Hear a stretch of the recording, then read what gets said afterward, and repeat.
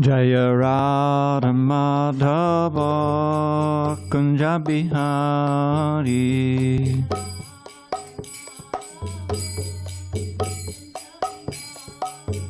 Jaya Radha Madhava Kunja Bihari.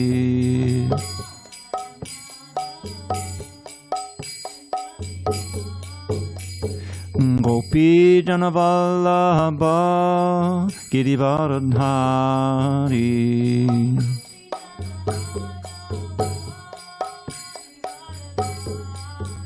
Jaya Gopi Jana Vallabha Girivardhari.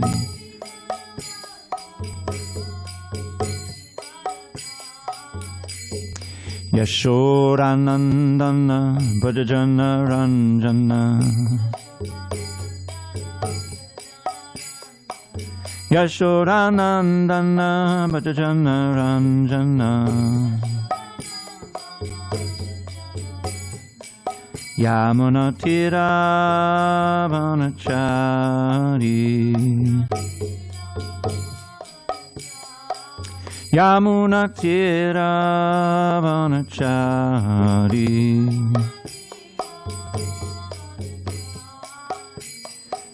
Hare Krishna, Hare Krishna, Krishna Krishna, Hare Hare, Hare Rama, Hare Rama, Rama Rama, Hare Hare.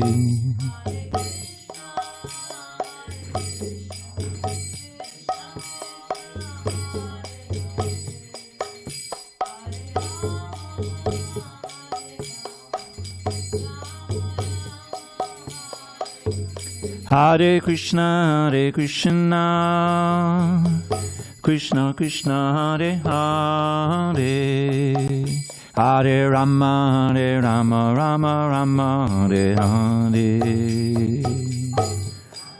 Hare Krishna, Krishna Krishna, Hare Hare, Hare Rama, Hare Rama, Rama. Hare Krishna,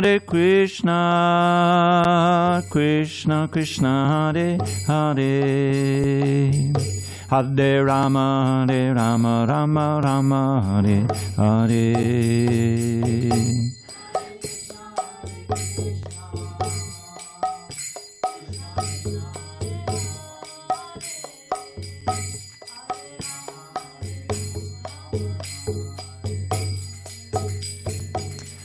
Jaya Radha Madhava Kunja Bihari.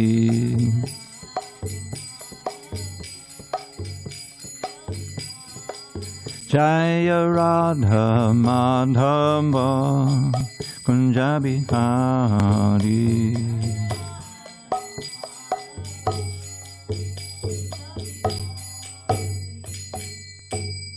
Jai Om Vishnupad Paramahamsa Paravajrakacharya Ashtotar the Sri Srimad Divine Grace Srila A.C. Bhaktivedanta Swami Prabhupada Ki Jai.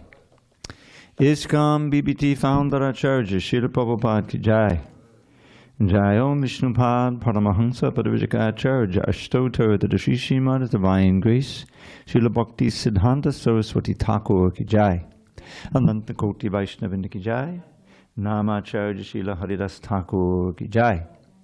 Srimad Bhagavad Gita Ki Jai. Samaveda Bhaktivinoda Ki Jai. All glories to the assembled devotees. All glories to the assembled devotees. All glories to the assembled devotees. All glory to Shri Guru and Gauranga. Okay. You sure you don't want a book? Joey?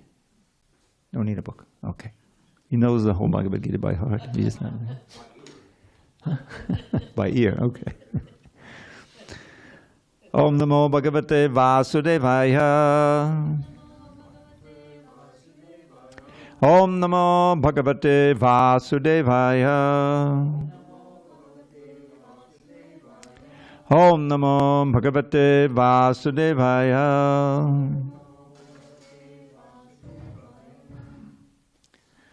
On this 14th day of April 2025 in San Diego, we're reading from Srimad Bhagavad Gita as it is, translation and commentary by His Divine Grace A.C. Bhaktivedanta Swami Prabhupada.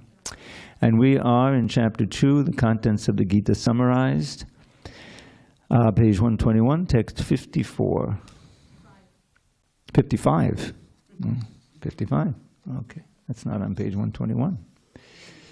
Unless you read Devanagari. Do you read Devanagari?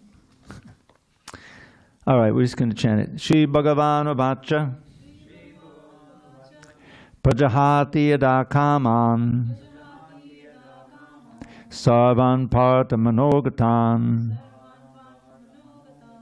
Atmane Vatmana Tushta Tita Pragyastadochite. Shri Bhagavan Vacha Prajahati Yada Kaman Sarvan Partha Manogatan Atmanevatmana Tushta Sthita Pragyastadochate. Shri Bhagavan Vacha Prajahati Yada Kaman Sarvan Partha Manogatan Atmanevatmana Tushta Sthita Pragyastadochate. Go ahead, Narababa. Shri Bhagavan Vacha Prajahati Yada Kaman Sarvan Partha Manogatan Atmanevatmana Tushta Sthita Pragyastadochate. Shri Bhagavan Vacha Prajahati Yada Kaman Sarvan Partha Manogatan Atmanevatmana Tushta Sthita Pragyastadochate. Bhakti Chad. Shri Bhagavan Vacha Shri Bhagavan Vacha Prajahati Yada Kaman Prajahati Yada Kaman Sarvam Partha Manogatan Sarvan Partha Manogatan Atmanyevatmana Tushta Atmanevatmana Tushta Sthita Pragyastadochite. Sthita Pragyastadochate. Tapas, you there? I think he may be traveling. Okay, word by word, I'll say, and you can just read along. Shri Bhagavan Vacha, the Supreme Personality of Godhead, said, Prajahati gives up, yada, when, kaman, desires for sense gratification, sarvan, of all varieties, partha, O son of Pita, manach gatan, of mental concoction, atmani, in the pure state of the soul, eva, certainly, atmana, by the purified mind, tushtaha, satisfied, sthita pragyaha, transcendentally situated, tada, at that time, uchite, is said.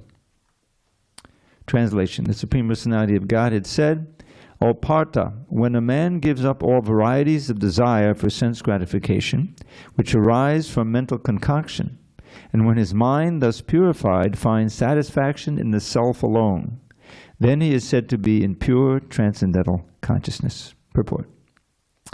The Bhagavatam affirms that any person who is fully in Krishna consciousness or devotional service of the Lord has all the good qualities of the great sages, whereas a person who is not so transcendentally situated has no good qualifications, because he is sure to be taking refuge in his own mental concoctions. Consequently, it is rightly said herein that one has to give up all kinds of sense desire manufactured by mental concoction.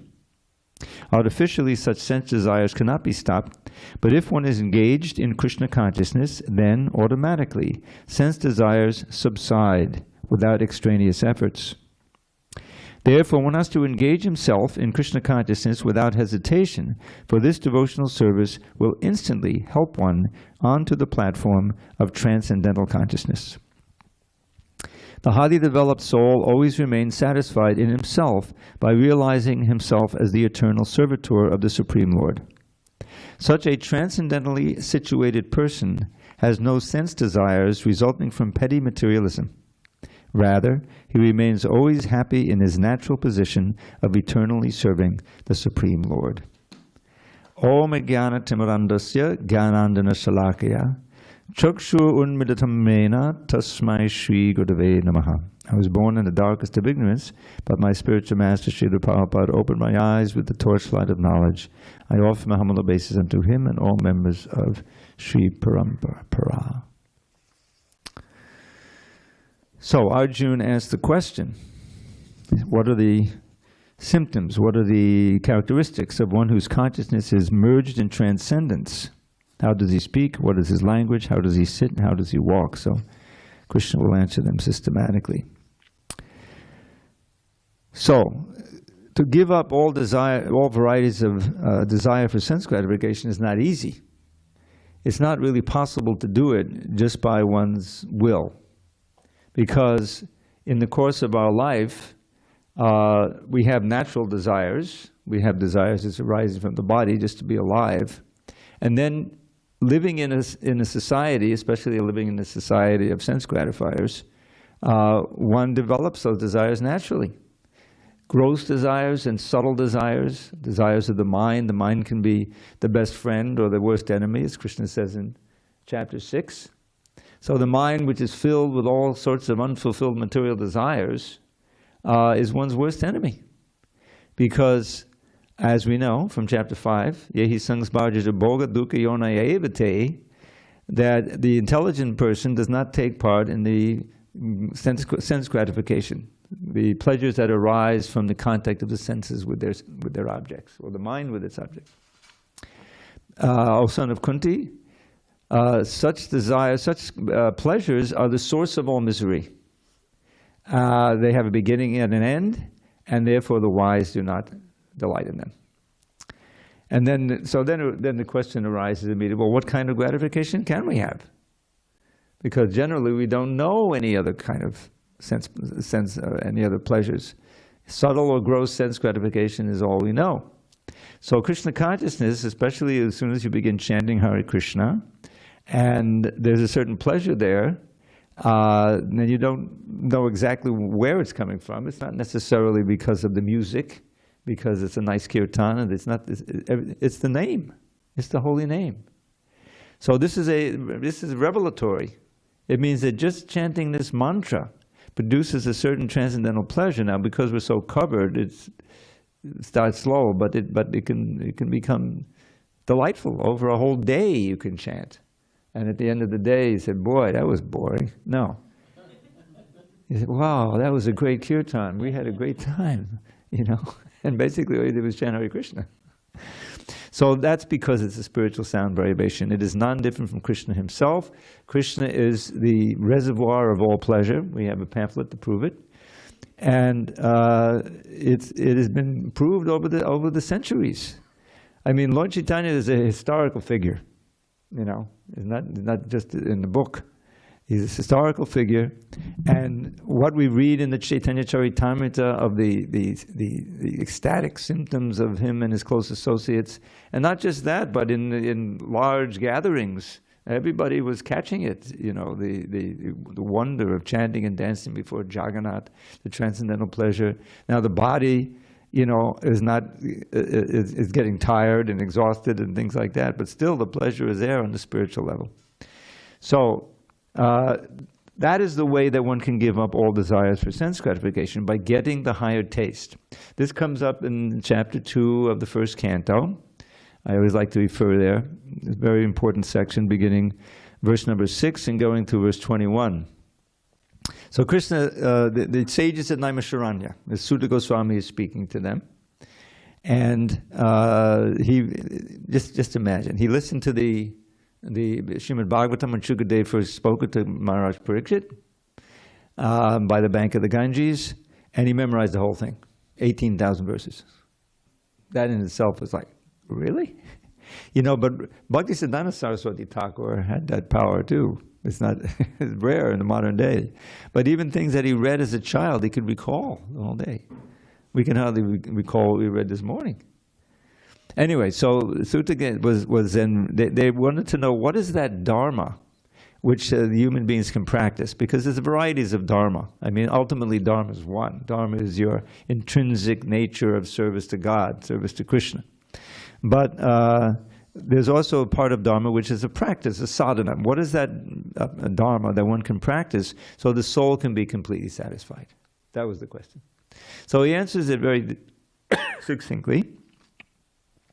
Savai pungsang paro dharmo yato bhaktir adhokshaje ahaitukya pratiyata yayatma suprasiditi. Now the word suprasiditi means completely satisfied. So the soul becomes satisfied in this way. That dharma, that activity, which engenders devotional service to, he doesn't say Krishna, he says adhokshaja. Now adhokshaja is a name for Krishna. It's not a name about any lila, either in Vaikuntha or Vrindavan or anywhere. It's describing the nature of the Lord as transcendental. Akshaja, aksha is the eyes, or it stands for all the senses. And ja means born, short for janma. So that knowledge which is born of the ascending process, investigating with our eyes and our ears and materially, that knowledge is pushed down. Adha means Krishna is not reached by that kind of development of knowledge. It's a way of saying he's purely transcendental. We cannot perceive him with our materially tinged senses or a materially tinged mind. But still, we have to take it on the words of the great acharyas and the Shastra that he exists. And so with that faith, we practice this Dharma to that Lord that we have faith exists and that we can one day see and directly experience. Adhokshaje, but then the quality of that service has to be a haituki and a pratiyata. A haituki means with no material motive. I don't like to say, without any motive, because everything has a motive. We have a motive that we want to practice Krishna. We want to develop pure love for God. But no material motive. We're not worshiping Krishna to become rich or to cure some disease or anything like that. And the hard part, unbroken, like apratiyata. So that kind of service from morning to night, serious service, then the result will be in the next verse. Vasudeve Bhagavati Bhakti Yoga Payojitaha Janayat Yashu Vairagyam Jnanam Chayadahoitukam. So such devotional service rendered unto Vasudeva, Krishna, now he brings in personal name of God. Vasudeva Bhagavati, Supreme Personality of Godhead. Bhakti Yoga Manhokshaje, Vasudeva Bhagavati, Vasudeva Bhagavati, I just chanted the verse, yeah, my mind is going. But anyway, what the meaning is that by rendering devotional service to Vasudeva or Krishna, one quickly, Janayat Yashu Vairagyam, quickly develops Vairagya. Vairagya is detachment. Things that you used to try to enjoy are not enjoyable anymore. You're not attracted, you see. Janayat and knowledge. You also get knowledge. The two go together. Jnana and Vairagya go together. Oftentimes we'll find, even on a mundane plane, that knowledge will produce Vairagya. When you find out, I like to give the example since I've been around long enough. Maybe you remember, Joey, when they started putting those little notices on the cigarette packs. Warning, cigarette smoking can be hazardous to your health, is hazardous to your health. Huh? Yes, it was 50 cents a pack. Now it's what, $7 or something? I can't believe it. Of course, it's the same price. The money has become. But so why would someone trying to sell you something put that on it? Because they're forced to by the government, right? But the whole idea is by that knowledge, some people, children especially, say, well, what do I want that for? You won't do it. It's a deterrent. But if you start smoking, then that knowledge may not be strong enough to stop you. So many people are still buying those packs that say it is hazardous to your health. I think they put pictures on there of people, lungs. Anyway, so but knowledge can give you detachment as well. can say, well, I don't want to do that. It may titillate my senses, but it'll hurt my health. It'll ruin the environment. There's all of that aspect too. It's damaging, and so forget it. So Jnana and Vairagya. Now, when that knowledge is of Krishna, that it's more than just intellectual. One directly becomes attracted to Krishna, to serving Krishna, to hanging out with devotees, not with your old friends and all like that. So that's the way in which one can become fixed in this way. Prajahati yada kaman. Now, this prajahati is not just give up; it's throwing away. Like at the second verse of Bhagavatam, dharma projita kaita votra. What is it? The meaning of the prefix is pra is an intensifier. It means intensifier. Just like we have su. Now su is also Sanskrit. Ati or mega. In other words, it's not just a big party. It's a maha party. It's a mega party. So we have those kind of prefixes in English, of course. So pra is one of the ones in Sanskrit, and prajahati means throwing it away. One discards it at a long distance. Sarvan, all of them, which arise from the mind. And how atmaneva atmanatishta. Now this word atman can mean soul, and it can also mean super soul, which is Krishna. In chapter 6, it definitely means super soul, where he's meditating on the self, the self. That's the Krishna within, you see. So here, when a man gives all varieties of desire, and which arises from mental, and when his mind is pure, finds satisfaction in the self alone, then he is said to be in pure transcendental consciousness. Now, here, it may be the individual self, but really in Krishna consciousness, we're not trying to understand our soul separate from Krishna. For us, the self is Krishna. When you find satisfaction in serving Krishna alone, then you can become steady, because you can always do that. You can serve Krishna just by thinking of him, just by remembering him, by hearing about him, by chanting. Not doing a lot of physical work, but there's that also.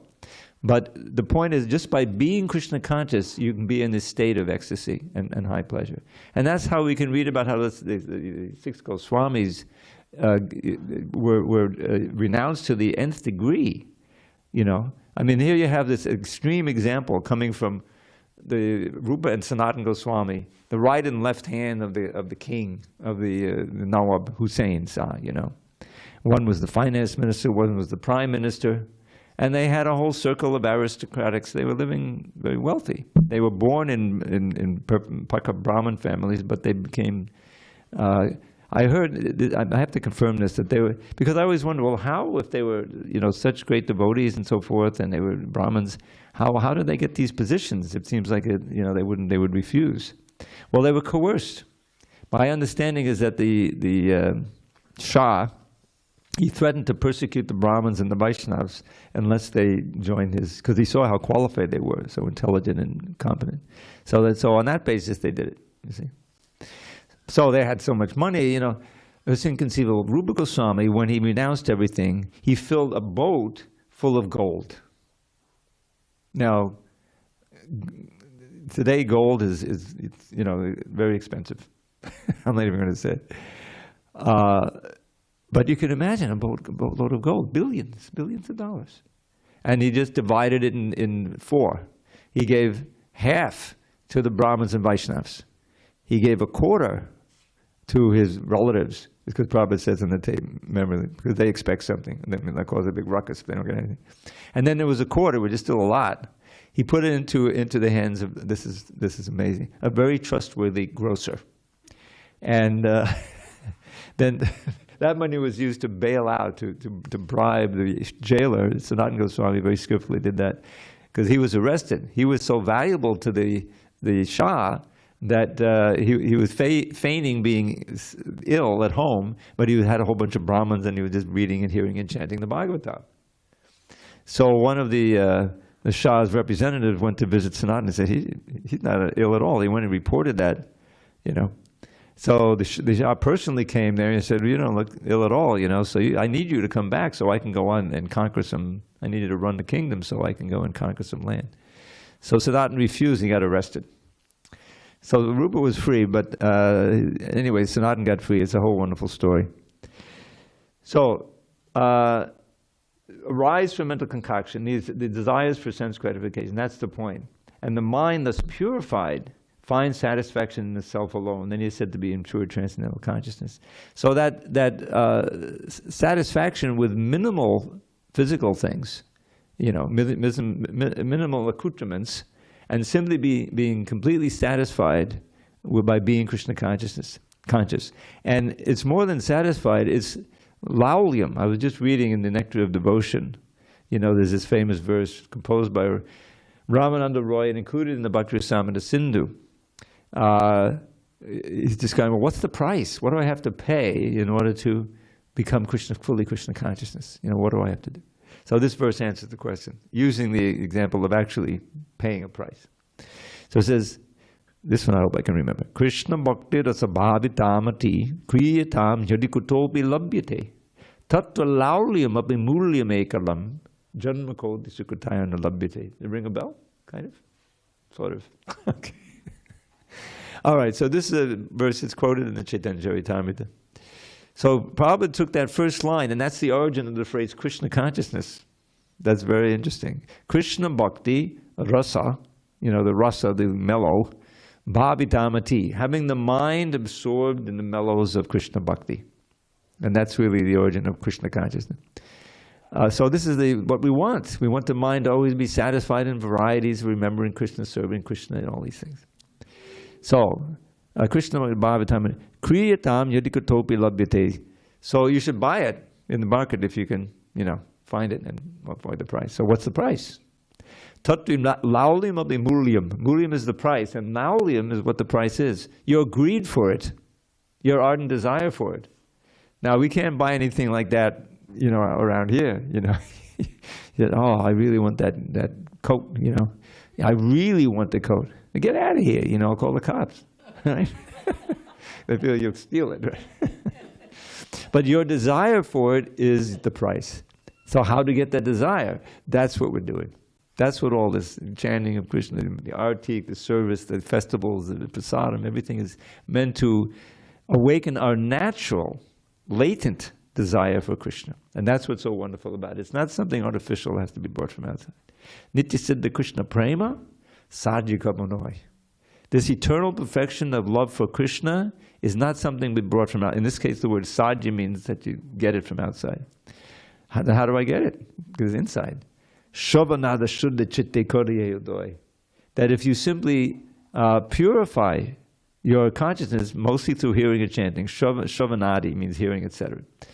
Hearing and glorifying Krishna, serving Krishna, you're purifying your heart, your consciousness, it naturally awakens because it's already there. It's already there. So perverted reflection to all these other things we become attached to. That's what. So avoid that and do the things to become attached to Krishna, which is exactly what the bhakti process is, as given by Lord Chaitanya and custom made for us, Kali Yugites. So, all right. So that's the first. How to get to that point? Probably one has to engage himself in Krishna consciousness without hesitation. For this devotional service will instantly help one onto the platform of transcendental consciousness. So that's the point. It works from moment one when you become seriously chant and practice the devotional service. And then our sincerity in the surrender, anukulena sankalpa partikulisa varjanam, accepting those things favorable, rejecting those things unfavorable, even though the things that are favorable are kind of uncomfortable, and the things that are unfavorable we're kind of used to doing. Well, we have to give those up, Those are surrender. And there's 6 elements. Those are the 2 first ones. Okay, any questions or comments on this? Now we're going to have these verses that I always thought was so essential here. These going through, anyway, this chapter is invaluable. All right, Dukeshvanu Vigdamana. All right, let's try that again. You ready? Okay. Dukeshvanu Vigdamana. Sukeshu Bhagataspaha. Vitaraga Bhaya Krodha. Stitadir munuruchyate. Okay, so he's describing again the stitadi. Stita pragya, stitadi. One who is not disturbed in mind, even amidst the threefold miseries, or elated when there is happiness, and who is free from attachment, fear, and anger, is called a sage of steady mind. Purport. The word muni means one who can agitate his mind in various ways for mental speculation without coming to a factual conclusion. It is said that every muni has a different angle of vision, and unless a muni differs from other munis, he cannot be called a muni in the strict sense of the term. So this is part of a famous verse, Nasa Vrishir Yasimatam Nabinnam, Mahabharata Vanaparva 313, 117. But a Stita Dir Muni, as mentioned herein by the Lord, is different from an ordinary Muni. The Stita Dir Muni is always in Krishna consciousness, for he has exhausted all his business of creative speculation. He is called Prashanta Nikshesa Manoratantara, Stotra Ratna 43. Or one who has surpassed the stage of mental speculations and has come to the conclusion that Lord Krishna, or Vasudeva, is everything. Vasudeva Sarvamiti Samahatma Sudurlabha, text 19 in chapter 7. He is called a Muni fixed in mind. Such a fully Krishna conscious person is not at all disturbed by the onslaughts of the threefold miseries, for he accepts all miseries as the mercy of the Lord, thinking himself only worthy of more trouble due to his past misdeeds. And he sees that his miseries, by the grace of the Lord, are minimized to the lowest. Similarly, when he is happy, he gives credit to the Lord, thinking himself unworthy of the happiness. He realizes that it is due only to the Lord's grace that he is in such a comfortable condition and able to render better service to the Lord. And for the service of the Lord, he is always daring and active and is not influenced by attachment or aversion.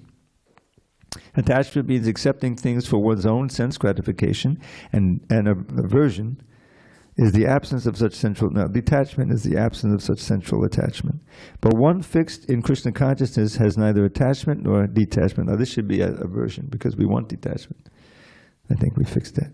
Because his life is dedicated in the service of the Lord. Consequently, he is not at all angry even when his attempts are unsuccessful.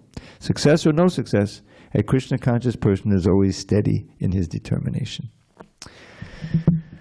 So, first the verses Prabhupada cites. These are important verses. Nasa Vrishya Yasamatam Nabinnam.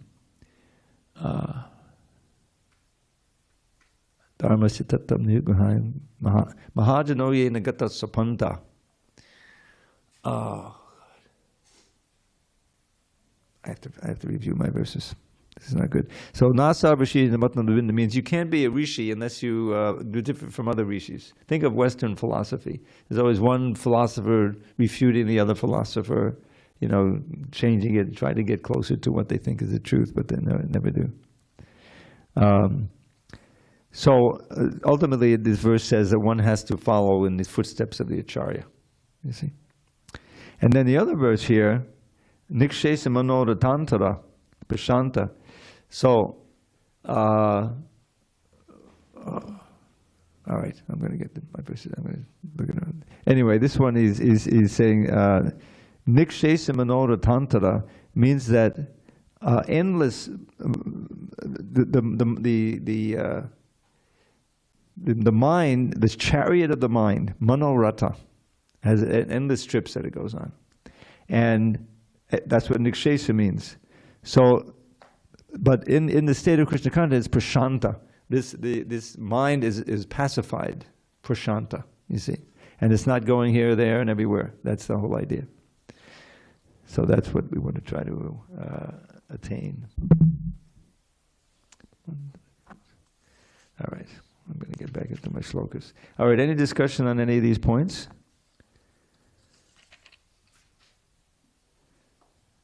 So now it's two other verses. It compares to the turtle in chapter text 58. All right. Yak sarvatrana bisnehas tat prapa shubhashubham nabanandati nandveshti tasya pragya patishtita In the material world, one who is unaffected by whatever good or evil he may obtain, neither praising it or despising it, is firmly fixed in perfect knowledge. Purport. There is always some upheaval in the material world, which may be good or evil. One who is not agitated by such material upheavals, who is unaffected by good and evil, is to be understood to be fixed in Krishna consciousness.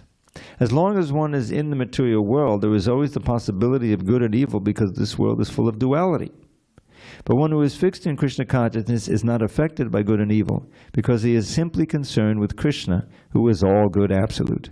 Such consciousness in Krishna situates one in a perfect transcendental position called technically samadhi. So, yak sarvatra anabhisneha, meaning without mundane affection in any direction. No mundane, desires for things of this world. And tattat prabhashubhashubham, things that, and when you attain that which is good, materially good, you don't praise it so much.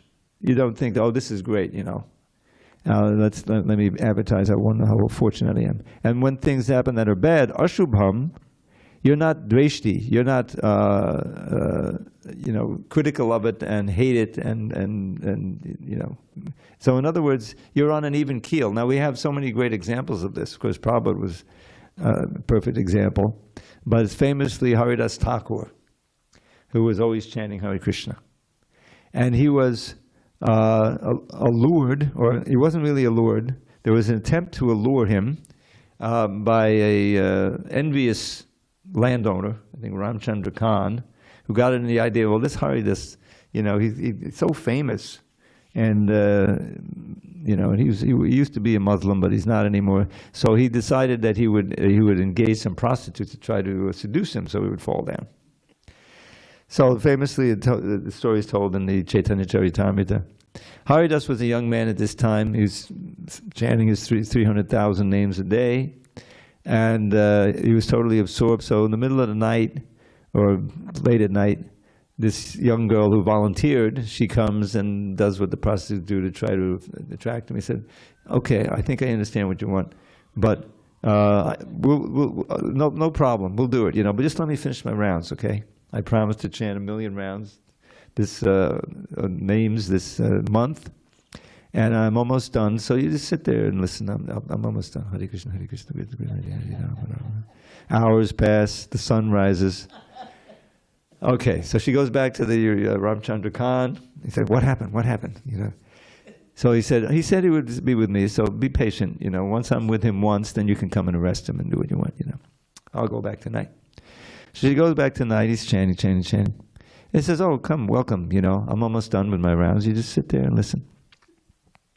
So she's listening. Then she's bored, so she starts chanting also. Right? That's more or less what it says like that.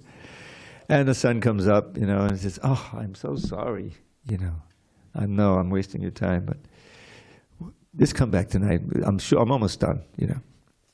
So she comes back tonight, and by this time, at this point, she realizes what's going on, and she offers her obeisances, and she's a pious lady, even though she apologizes, and Haridas says, "I knew what the whole story was from the beginning, but I just stayed here for your sake."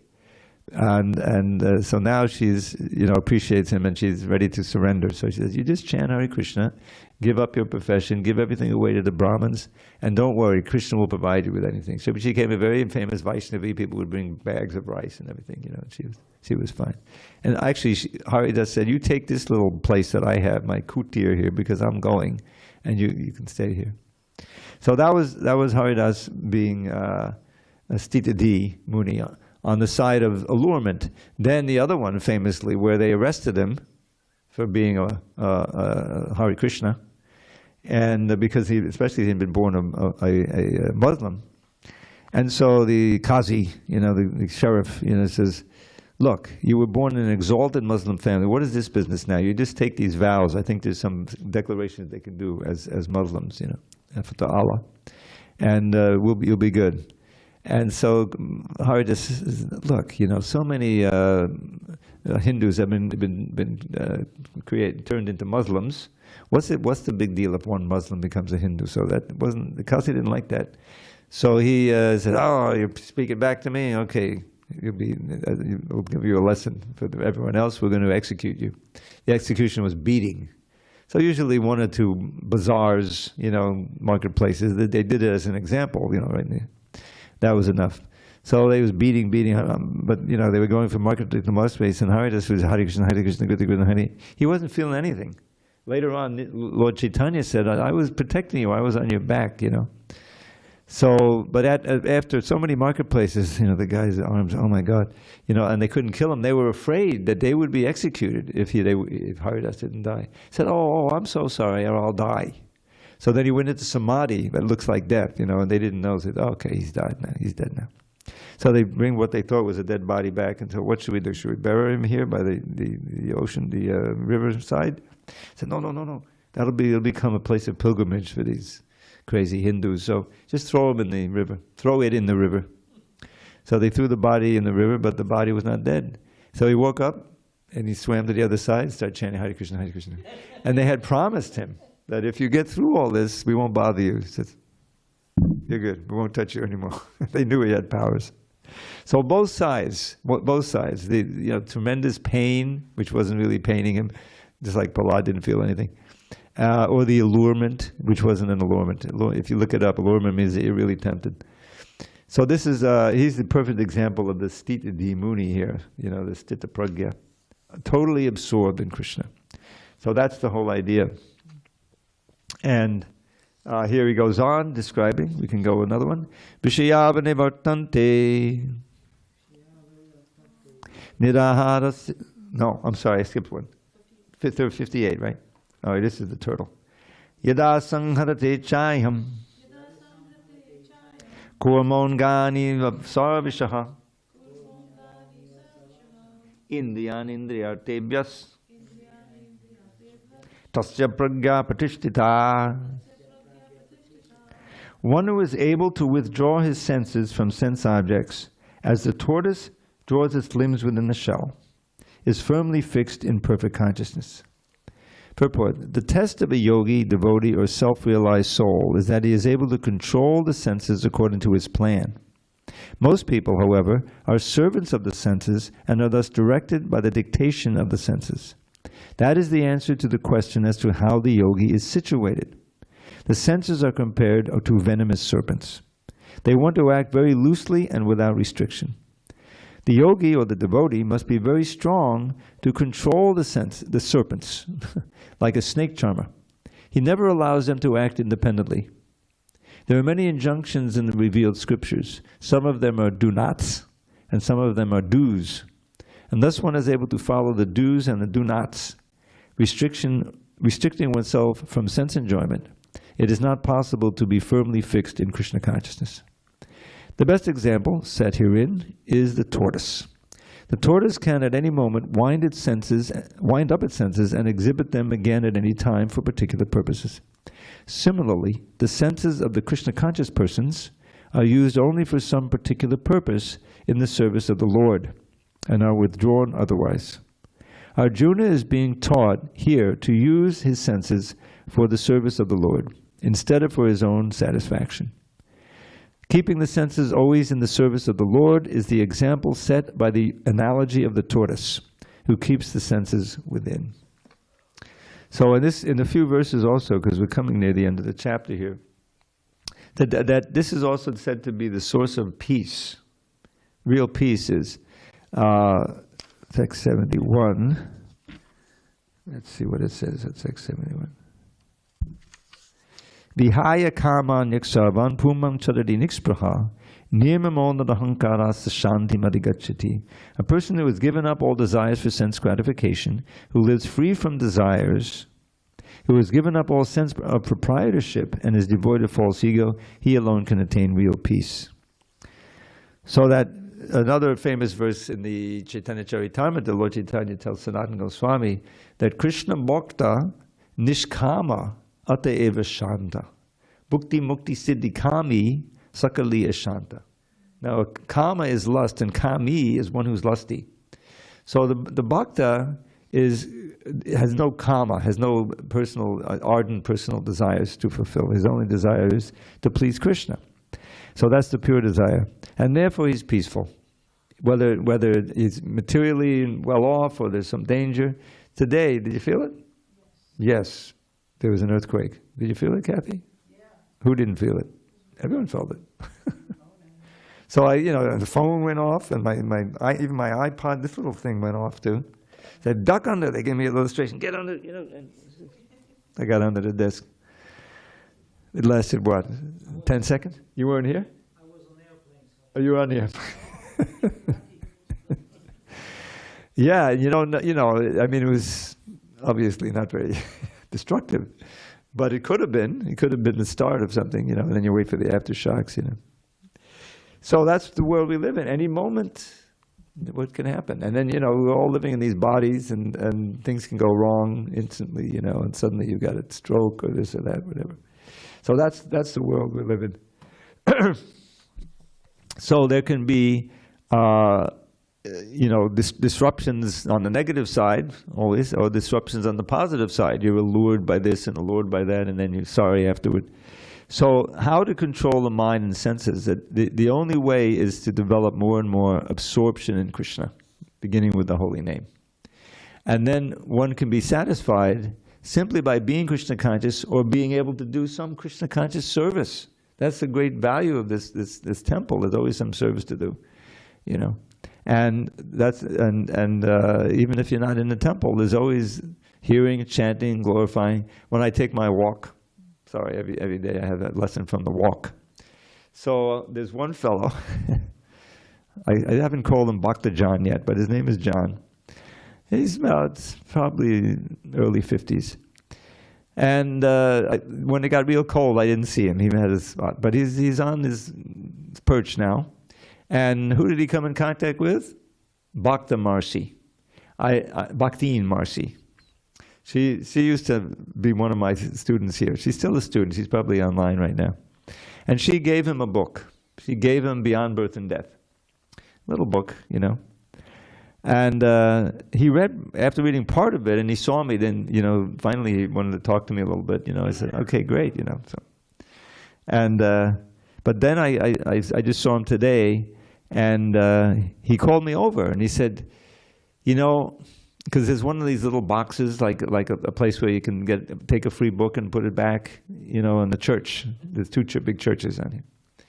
So for some reason he put the book in there, and then he wanted to find that it wasn't there anymore. So now he said, I'm not going to do that again, So I said, okay, I can get the book for you. And he wants some other ones, so I'm going to get him a bunch of the small books, So.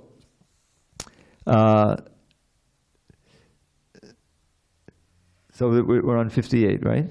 Yeah. So here's someone, he's kind of down and out, but he doesn't look too sad about it. He's just tolerating it. But he's getting something from that book, Beyond Birth and Death, that is encouraging him, giving him some insight, and he wants all other books. I'm going to give him a whole bunch of small books. So this is what Krishna consciousness means is that you take your pleasure in serving Krishna, and Krishna is never more pleased, as he says right at the end of the book, by someone giving Krishna consciousness to others. He says those who are enlightening others in Krishna consciousness are, most dear to me. So that's the life of a bhakta and a bhaktin, is to really engage in their own sadhana and experience Krishna consciousness progressively, and at the same time give it out and try to enliven others in Krishna consciousness. Because every single person, everything a living entity, but the cats and dogs, they really can't hear very well. But everyone eligible, there's no restriction of age, gender, nationality, nothing, And Prabhupada, he was so insistent on translating books into so many languages, practically every language is at least some of Prabhupada's books, most of them, and some, they're all of them. So this, our job, our duty is to become Krishna conscious and give Krishna consciousness and however much energy and intelligence we have till the expiry of this body. And then, if we don't go back to Godhead, we'll do it again next birth. You know, you're hooked. There's no giving it up now. You might as well just surrender. That's really what it is. So many, you see people, you know, they leave and then they come back. You know, they miss, you know. I've seen it over the years, my God brothers, God sisters. Okay, so if there are no questions, we can have a few little poems for dessert. Okay, so, all right, let's do we have a little time here. We'll do the not the Madhurashtaka, Kevalashtaka. Kevalashtaka, 8 verses about the holy name written by Nilakanta Goswami, a friend of Bhaktivinoda Thakur. Madhuram Madhurevyopi Mangalevyopi Mangalam Bhavanam Bhavanevyopi Hare Nama Kevalam. Of sweet things, it's the sweetest you will taste at any time. Of things that bring good fortune, it's the perfect paradigm. Of things that purify, it purifies most powerfully. The holy name of Shri Hari is surely all that be. I'll just do the English. From Brahma's realm atop the sky, down to the lowly grass, illusion reigns in Maya Devi's treacherous morass. The truth, the only truth, the name of Shri Hari. The holy name of Shri Hari is surely all that be. He's the Guru, He's the Father, He's the friend most true. And she's the real mother who most kindly teaches you to always chant and hear the holy name of Shri Hari. The holy name of Shri Hari is surely all that be. Now the next one is my favorite. Remember that our final breath may come at any time, no matter if we're old and sick or in our youthful prime. So young and old alike should chant the name incessantly. The holy name of Shri Hari is surely all that be. Lord Shri Hari forever dwells wherever devotees, whose hearts are fixed on Him and free of all impurities, uplift their voices high and sing His name in ecstasy. The holy name of Shri Hari is surely all that be. Alas, what sorrow, what great pain, the worst calamity, for people to forget the holy name of Shri Hari. Although the name's a priceless gem, mere broken glass they see. The holy name of Shri Hari is surely all that be. Just fill your ears, just fill them with the name of Shri Hari. Just chant the name with all sincerity. Just sing the holy name eternally. The holy name of Shri Hari is surely all that be. It makes this world appear like bits of straw upon the ground. Resplendently it reigns, supreme divinity and sound. It's filled with transcendental bliss and peerless purity. The holy name of Shri Hari is surely all that be. So there's no 9th verse, but I wrote one. There's no 9th verse because this was written 100 verses. And I think Bhaktivinoda maybe pulled out these 8 to make it the ISKCON. So here's my little Pulashruti. Inspired to glorify the holy name of Shri Hari, Sri Nilakanta wrote this hymn in Sanskrit poetry. I pray that those who hear this lowly version made by me will chant the holy name of Shri Hari in ecstasy. Gaur Premanande Hari Hari Bo. Okay, I think we can adjourn. Well, no, we have time. We have time for one more short one. We can give one of these little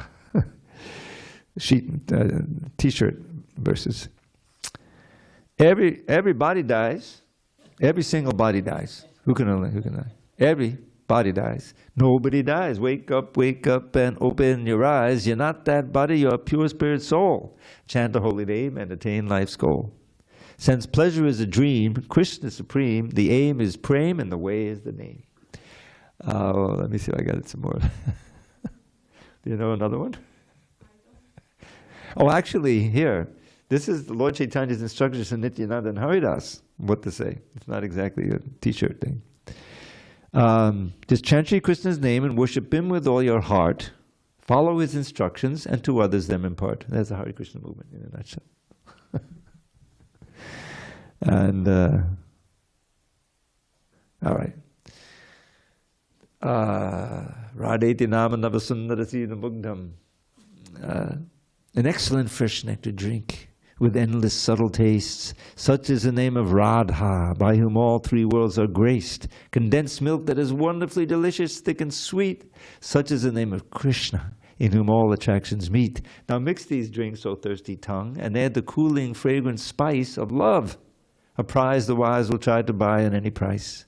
And then in every moment drink this beverage most fine, and make my heart supremely blissful, peaceful, and divine. And on that note, C sharp, we adjourn. All glories to Srila Prabhupada. Hari Hari Bol.